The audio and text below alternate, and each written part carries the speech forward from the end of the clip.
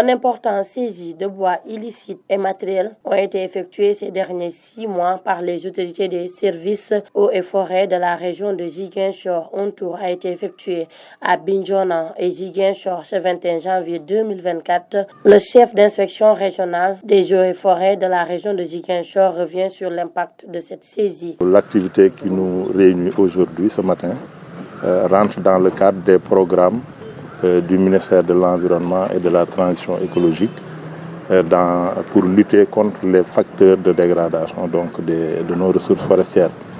Et ces programmes sont mis en œuvre par la direction des eaux et forêts à l'échelle nationale.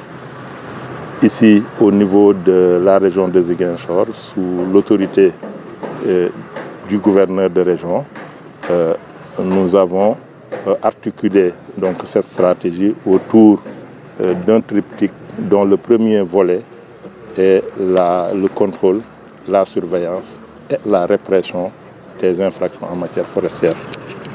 C'est ce qui nous a permis, durant ces 6 derniers mois, de faire, en collaboration avec les autres forces de défense et de sécurité, les saisies importantes que vous avez vues ce matin et qui sont estimées à environ 300 millions de francs CFA.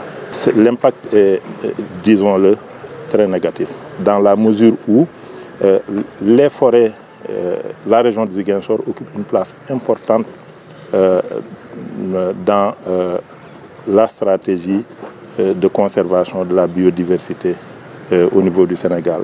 C'est une région qui a un important potentiel forestier avec une couverture végétale d'environ 63% de la superficie régionale, une richesse en termes de diversité biologique.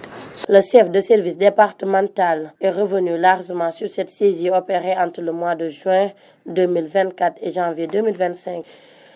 Ce programme de renforcement allié à une organisation dans le secteur nous a permis d'avoir un important lot de saisies. Ce lot de saisies est composé de 114 billons de teck qui ont été saisis dans l'arrondissement de Niaguis, mais aussi dans l'arrondissement de Niassia. Mais aussi, il y a des planches et des teck chiffrés à un nombre de 314 planches et plateaux.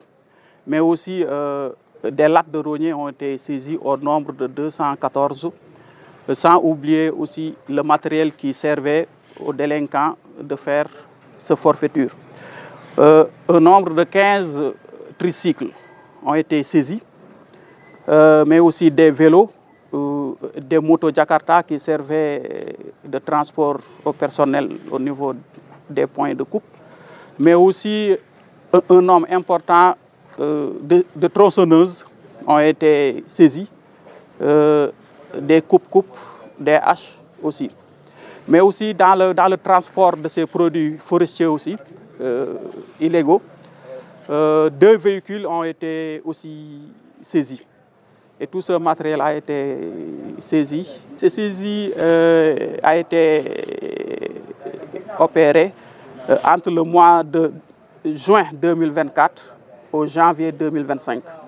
L'appui de la population est sollicité par les autorités de la région. Selon ces derniers, la préservation de l'environnement est leur principal objectif.